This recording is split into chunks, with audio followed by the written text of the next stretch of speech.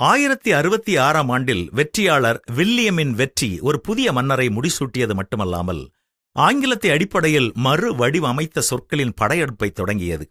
October 14, 1066ஆம் ஆண்டு அன்று Hastings போரில் நார்மண்டியிடம் பிரபுவான வில்லியம் மன்னர் ஹெரால்ட் காட்வினை தோற்கடித்து ஆங்கில அரியணையை கைப்பற்றினார்.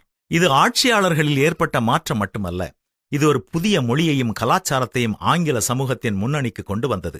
நார்மன் பிரெஞ்சு கிட்டத்தட்ட 300 ஆண்டுகளாக புதிய பிரபுத்துவம், நீதிமன்றங்கள் மற்றும் அரசாங்கத்தின் மொழியாக மாறியது. பொதுமக்களின் மொழியான பழைய ஆங்கிலம் அதிகாரப்பூர்வ வட்டாரங்களில் திடீரென ஒதுக்கி தள்ளப்பட்டது. இருப்பினும் ஆங்கிலம் மறைந்துவிடவில்லை. அதற்கு பதிலாக 2 மொழிகளும் ஒன்றிணைக்க தொடங்கியபோது குறிப்பிடத்தக்க ஒன்று நடந்தது. சுமார் 10,000 பிரெஞ்சு சொற்கள் ஆங்கிலத்தில் ஊற்றப்பட்டு சட்டம், அரசாங்கம், கலை மற்றும் உணவு போன்ற பகுதிகளில் அதன் சொற்களஞ்சியத்தை வளப்படுத்தியதாக மதிப்பிடப்பட்டுள்ளது.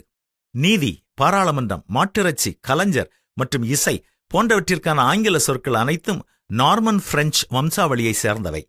இந்த மொழியியல் இணைவு உடனடியாக ஏற்படவில்லை. ஆனால் பல நூற்றாண்டுகளாக படிப்படியாக வளர்ந்து ஒரு தனித்துவமான கலப்பின மொழியை உருவாக்கியது. ஆங்கிலத்தின் கட்டமைப்பும் பரிணமித்தது. சில வழிகளில் எளிமைப்படுத்தப்பட்டது. அதே நேரத்தில் சிக்கலான கருத்துக்களை வெளிப்படுத்தும் திறனை பெரிதும் விரிவுபடுத்தியது. 1086ஆம் ஆண்டு டோம்ஸ்டே புத்தகம் போன்ற ஆவணங்கள் ஏற்கனவே பதிவு, பராமரிப்பு மற்றும் நிர்வாகத்தில் நார்மன் செல்வாக்கை காட்டுகின்றன. நவீன ஆங்கிலம் அதன் பரந்த மற்றும் மாறுபட்ட சொற்களஞ்சியத்துடன் 1066இல் இந்த முக்கிய தருணத்திற்கு குறிப்பிடத்தக்க கடன்பட்டுள்ளது. நார்மன் வெற்றி இன்று நாம் பேசும் ஆங்கிலத்திற்கு ஒரு முக்கியமான அடித்தளத்தை அமைத்தது.